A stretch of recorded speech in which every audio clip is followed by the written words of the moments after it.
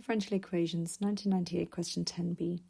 So this question here, it was a type 2 real world, a linear motion question, where we have a particle moving in a straight line with the initial speed is u, the retardation is kv cubed, where v is the speed at the time t, and we're told if s is the distance travelled in time t, prove that v is equal to u over 1 plus ksu, and t is equal to ks squared over 2 plus s over u.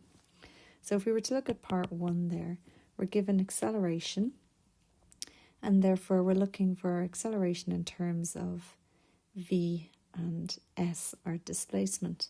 So therefore we're going to let a equal to v dv ds. So what do we know about a? Well, we know a has a retardation of kv cubed. So retardation is another way of saying deceleration, which means we have to say minus kv cubed for its acceleration is equal to v dv ds. And multiplying both sides across by ds and dividing across by v cubed to separate out our v and our s's, we end up with v divided by v cubed dv is equal to minus k ds. And again, you could have the k on the left or the right, it doesn't matter. So I like to keep all the v's to one side and then the constants to the other side if there's no s term. So we have v over v cubed, so that's going to be 1 over v squared dv is equal to minus k ds. So if we have to integrate, I can't integrate 1 over v squared, so I'm going to write that as v to the power of minus 2 dv and then minus k ds. So I need to say, well, what are my start limits and what are my end limits?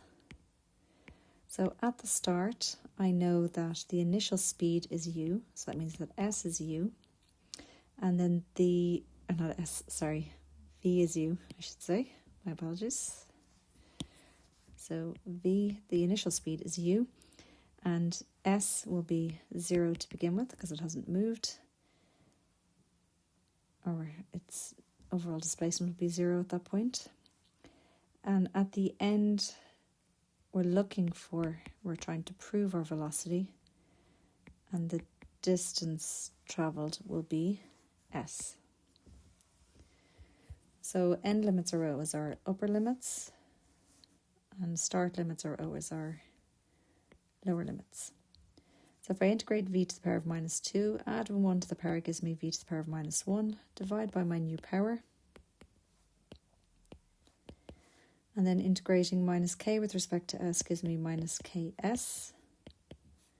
So that's the limits of s and 0. So v to the power of minus 1 is 1 over v, and then that's times minus 1. So that's minus 1 over v within the limits of v and u, and minus ks within the limits of s and 0. So subbing in my limits, I end up with minus 1 over v minus 1 over u is equal to minus ks minus 0. So bringing everything to one side, we're trying to get v on its own here. So I have minus 1 over v plus 1 over u is equal to minus ks. So I'm going to have 1 over v is equal to 1 over u plus ks. I'm going to get lowest common denominator there on the right hand side is equal to u. So therefore that's 1 over u plus ksu over u. In other words, we have 1 over v is equal to 1 plus ksu all over u. And then if I invert that, I get u over 1 plus ksu. And is that what they wanted us to show?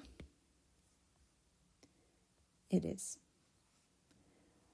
So the next part of the question then says, well, find t and show that t is equal to ks squared over 2 plus s over u. So we've just found v, so therefore if I integrate, if I write v as ds dt, I will be able to get t and s.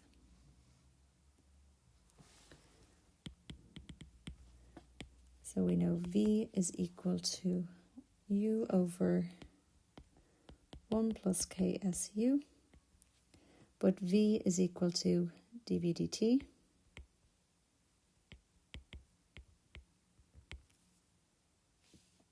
Sorry, ds dt. So therefore we're going to say that ds dt is equal to U over 1 plus KSU. So again, we're going to rearrange to separate out our S's and our T's to one side. So therefore we have 1 plus KSU ds is equal to U dt, where we're taking U as being a fixed value here in this question. So we're integrating the left with respect to S and the right with respect to T. So what are our start and what are our end limits?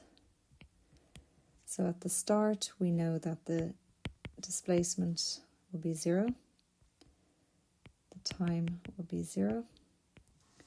And at the end, we want the displacement in terms of S and the time in terms of T. So our upper limits S and T, lower limits 0 and 0. So if I integrate 1 with respect to S, we're going to get S. And if I integrate KSU with respect to S, we take K and U as being a constant, then that's going to be KU S squared over 2. And that's within the limits of S and 0. And then if I integrate U with respect to T, well, we're taking U as being a constant, so that will be UT within the limits of T and 0. So what we want to do is sub in our limits next. So we just end up with S plus KUS squared over 2. So if I sub in for 0 there, I just end up with 0. And on the right hand side, if I sub in for T, I just get UT, because if I sub in for 0, I'll get 0. So what we want to do now is try and get T on its own. So therefore, I'll divide both sides across by U. So that gives me T is equal to S divided by U plus K S squared over 2. And is that what they wanted us to prove? It is.